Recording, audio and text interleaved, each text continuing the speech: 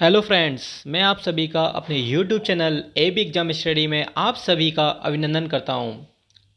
I hope आप सभी बहुत अच्छे होंगे। आज मैं लेकर आया हूं यूपी टेट सी टेट के लिए ईवीएस की पार्ट 3 सीरीज। चलिए आज की सीरीज को हम स्टार्ट करते हैं। मैंने आज के सीरीज में करीब 25 क्वेश्चन लिए हैं। इन 25 क्वेश्चनों में आपको इनके सब पार्ट्स देखने को भी मिलेंगे, जिससे क्वेश्चन बनने की संभावनाएं पूरी हैं। चलिए स्टार्ट करते हैं हम। अगर आप मेरे चैनल पर पहली बार मेरी वीडियो को देख रहे हैं तो प्लीज़ एक बार वीडियो को शेयर और चैनल को सब्सक्राइब और लाइक कर दीजिए। आपके व्यूज़, आपके सब्सक्राइब्स मुझे मोटिवेट करते हैं आपके लिए और अच्छे क्वेश्चन आने के लिए। चलिए स्टार्ट करते हैं। कोनेन किस पौधे के भाग से प्राप्त होता है? तने की छाल से, पत्तियों से, जड़ों से या फल से? जो कोनेन हमें जो प्राप्त होता है वह सिल्कोना पेड़ की छाल से प्राप्त होता है। जो तने की छाल होती है उससे प्राप्त होता है। इसका यूज हम कहाँ करते हैं? इसका यूज हम करते हैं मलेरिया जब हमें हो जाता है तो उसमें हम करते हैं। मलेरिया रोग की पहचान कैसे होती है? तेज कपकपी के साथ उसमें हम लोगों को बुखार आता है। चलिए नेक्स्ट क्वेश्चन में चलते हैं। भारत में राज्य का राज्यपाल बनने के लिए न्यूनतम आयु कितनी है? 25 साल, 30 साल, 35 साल या 40 साल? राज्यपाल बनने के लिए न्यूनतम आयु निर्धारित की गई है, वह है 35 साल। चलिए कुछ और क्वेश्चंस देख लेते हैं जो इससे रिलेटेड बन सकते हैं। जैसे भारत के राज्यपाल बनने के लिए क्या क्या शर्तें हैं? उसे भारत का नागरिक होना चाहिए, 35 वर्ष की आयु उसे पूरी कर लेनी चाहिए, ठीक है। राज्य विधानमंडल की सदस्यता के लिए योग्यता होनी चाहिए। संसद या विधानसभा या विधान परिषद के किसी भी सदस्य का सदस्य नहीं होना चाहिए, तब वह भारत का राज्यपाल या किसी राज्य का राज्यपाल बन सकता है। चलिए देख ले, न्यूनतम आयु देख सकते हैं हम कि किसके लिए कितनी रखी गई है। जैसे लोकसभा सदस्य के लिए, विधानसभा सदस्य के लिए और भारत का प्रधानमंत्री और मुख्यमंत्री के लिए कितनी न्यूनतम आयु है? वह है 25 वर्ष। राज्यसभा का सदस्य या विधान परिषद का सदस्य, उसके लिए न्यूनतम आयु कितनी है? 30 वर्ष। इनसे भी रिलेटेड एक क्वेश्चन ऑलवेज पूछ लिया जाता है, ठीक है। भारत के राष्ट्रपति या उपराज्यपाल या किसी राज्य के राज्यपाल या उपराष्ट्रपति के लिए कितनी न्यूनतम आयु है? 35 वर्ष। सरपंच के लिए कितनी न्यूनतम आयु है? 21 वर्ष। चलिए नेक्स्ट क्वेश्चन पे चलते हैं। राज्यसभा के सभापति कौन हो सकता है? जो राज्यसभा होती है उसका सभापति कौन हो सकता है? भारत का राष्ट्रपति, भारत का प्रधानमंत्री, उपाध्यक्ष लोकसभा या भारत का उपराष्ट्रपति? तो देखो, भारत का राष्ट्रपति राज्यसभा का सभापति नहीं हो सकता, भारत का प्रधानमंत्री ये भी नहीं हो सकता, उपाध्यक्ष लोकसभा ये नहीं होता। जो भारत के उपराष्ट्रपति होते हैं यह राज्यसभा के सभापति होते हैं। अभी जो हमारा फिलहाल जूनियर सुपर टेट का पेपर हुआ है उसमें यह क्वेश्चन भी था कि राज्यसभा का पदेन सभापति कौन होता है, तो उसमें भारत के उपराष्ट्रपति ही भी उसका आंसर था। फ्रेंड्स, मैं आपसे कुछ शेयर करना चाहता हूँ। अगर आपको मैथ से रिलेटेड कोई भी प्रॉब्लम आ रही है तो आप एनी टाइम किसी भी टॉपिक को लेकर मुझे व्हाट्सएप पर मेरे मैसेज कर सकते हैं या इंस्टाग्राम पर मेरे एबी एग्जाम स्टडी के नाम से चैनल है, आप उस पर सर्च करके मुझे मैसेज कर सकते हैं। मैं आपको सॉल्यूशन विद इन 4 आवर्स या 2 आवर्स में आपको सॉल्यूशन उसका प्रोवाइड करा दूंगा जैसे ही मुझे टाइम मिलता है। तो आपको मैथ से रिलेटेड कहीं भी कैसी भी कोई प्रॉब्लम आ रही है तो प्लीज़ अपने प्रॉब्लम्स को मुझसे शेयर करें, मैं आपको उससे बेस्ट सॉल्यूशन आपको मैथ्स का प्रोवाइड कराऊंगा। चलिए नेक्स्ट क्वेश्चन में चलते हैं। मिलान करना है यहाँ पर हमें। देखो, कार्बोहाइड्रेट हमारा किससे रिलेटेड है? कार्बोहाइड्रेट होता है हमारा शुगर, ठीक है। प्रोटीन हमारा किससे बनता है? अमीनो एसिड से बनता है, अमीनो एसिड से। वसा हमारा किससे बनता है? फैटी एसिड और ग्लाइसरोल। जब वसा हमारा जो टूटता है वो फैटी एसिड और ग्लाइसरोल में टूटता है। तो पहले का बी, ठीक है, दूसरे का सी और तीसरे का ए, तो हमारा आंसर हो गया तीसरा। चलिए नेक्स्ट क्वेश्चन में चलते हैं। विटामिन ए की कमी से कौन सा रोग होता है? रिकेट्स, स्कर्वी, रतौंधी, प्लेग्रा। जो विटामिन ए की कमी से हमें जो रोग होता है वह हमें रतौंधी होता है। विटामिन ए की कमी से ही आंखों की जो रोशनी होती है वह कम हो जाती है। विटामिन सी की कमी से हमें कौन सा रोग होता है? स्कर्वी, ठीक है।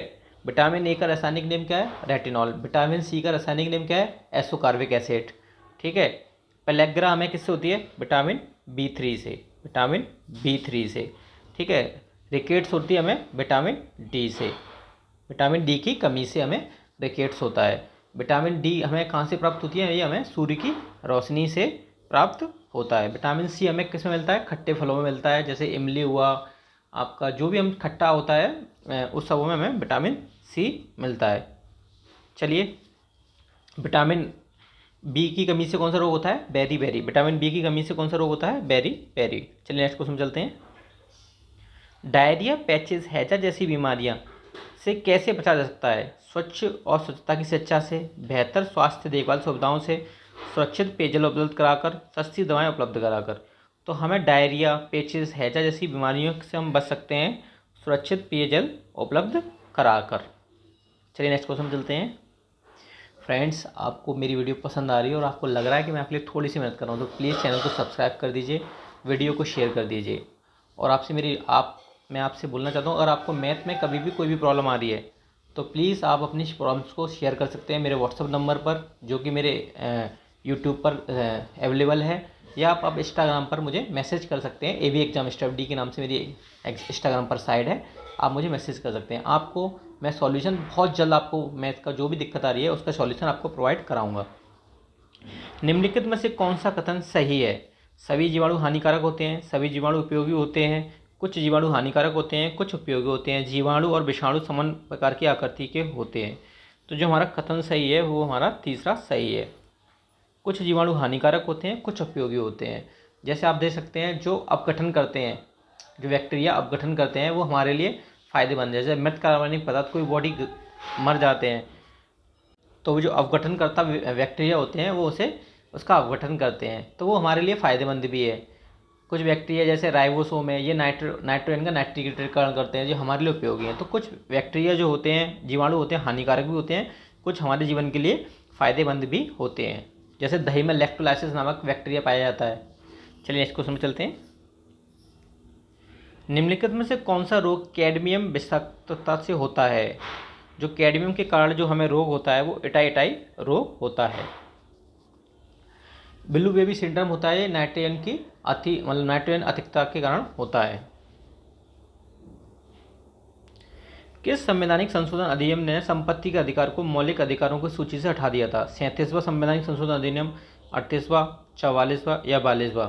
जो संपत्ति का अधिकार था उसे मौलिक अधिकार से सूची से हटा दिया था, वह था हमारा 44वां संवैधानिक संशोधन अधिनियम। चलिए नेक्स्ट क्वेश्चन में चलते हैं। कुछ फैक्ट्स हैं इससे रिलेटेड हम देख लेते हैं।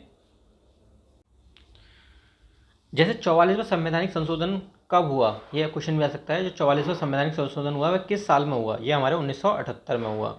इसमें संपत्ति के अधिकार को हटा दिया। अनुच्छेद 20 और 21 द्वारा गारंटीकृत मौलिक अधिकारों को राष्ट्रीय आपातकाल के दौरान निलंबित किया जा सकता है। मगर कोई राष्ट्रीय आपातकाल आता है देश में तो उस समय मौलिक अधिकारों को निलंबित किया जा सकता है, यह इसमें वर्णित है। और जो 42वां संवैधानिक संशोधन हुआ वह कब हुआ? वह 1976 में हुआ। जो उससे रिलेटेड कुछ फैक्ट्स हैं, आप इसे थोड़ा सा देख लीजिए। इसमें क्या कर दिया गया? राष्ट्रपति शासन की जो सीमा थी वह 6 माह से बढ़ाकर 1 वर्ष कर दी गई थी।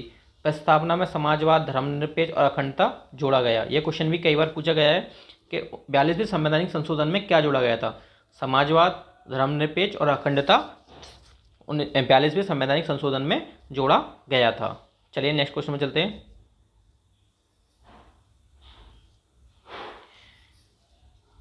कौन सा कथन सही है? फ्रांस से स्वतंत्रता, बंधुत्व, अखंडता ली गई। ऑस्ट्रेलिया से समवर्ती सूची, व्यापार और वाणिज्य लिया गया। तो फ्रांस से हमने स्वतंत्रता, बंधुत्व और अखंडता ली, ये तीनों सत्य हैं। ऑस्ट्रेलिया से समवर्ती सूची, व्यापार और वाणिज्य लिया गया, यह भी सत्य है। तो हमारा आंसर हो जाएगा 1 और 2 दोनों। ग्राम सभा के प्रति जवाबदेही किसकी होती है? जो ग्राम सभा होती है उसके प्रति जवाबदेही जो वहाँ का पंच होता है और ग्राम पंचायत, इसकी जवाबदेही होती है। पंच और ग्राम पंचायत की जवाबदेही होती है। चलिए नेक्स्ट क्वेश्चन में चलते हैं। कौन से कथन सही है? आंध्र प्रदेश पंचायती राज स्थापित करने वाला पहला राज्य था। पंचायतों को संवैधानिक मान्यता प्रदान करने के लिए 73वां संवैधानिक संशोधन अधिनियम 1992 में पारित किया गया था। तो हमारा ऑप्शन जो 2 है वह सही है। ऑप्शन 2 हमारा सही है। जो पंचायतों में संवैधानिक संशोधन जो मान्यता प्राप्त हुई गई थी वह 73वें संवैधानिक संशोधन अधिनियम 1992 द्वारा पारित किया गया था। जबकि जो हमारा पहला राज्य था वह राजस्थान है, राजस्थान। जो पहला राज्य था वह राजस्थान था। ठीक है, तो इसमें जो आंसर होगा हमारा केवल टू सही है। चलिए नेक्स्ट क्वेश्चन चलते हैं। किस सरकार ने रानी लक्ष्मीबाई पेंशन योजना शुरू की है? जो रानी लक्ष्मीबाई पेंशन योजना है वह उत्तर प्रदेश सरकार द्वारा शुरू की गई है। भारत की संघीय व्यवस्था निम्नलिखित में से किस देश से ली गई है? जो भारत की संघीय व्यवस्था है वह कनाडा देश से ली गई है।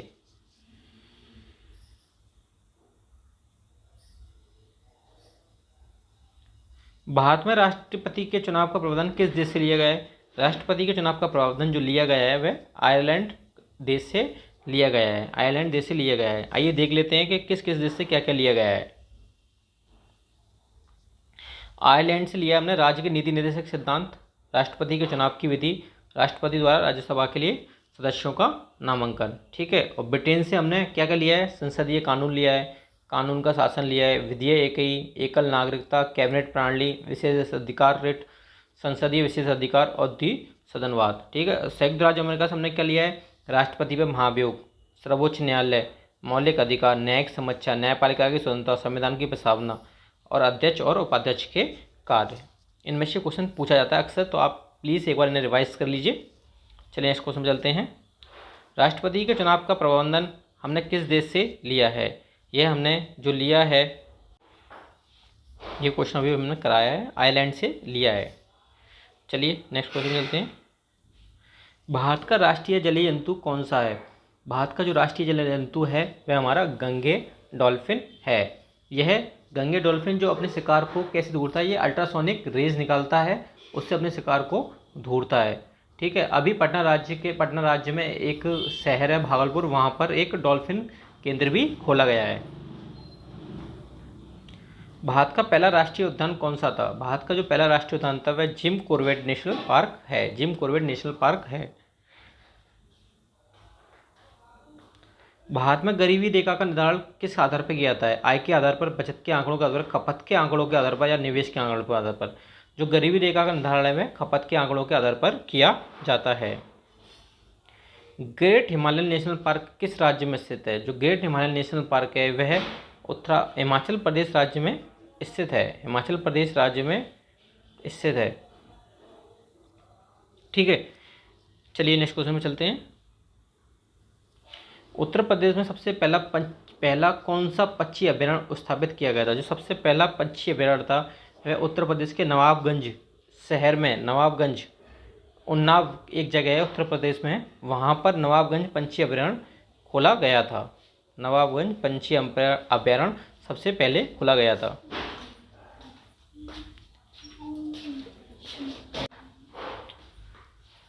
सैलामेंडर पशु साम्राज्य किस वर्ग के संबंधित है? जो सैलामेंडर पशु साम्राज्य है वह उभयचर वर्ग के अंतर्गत आता है।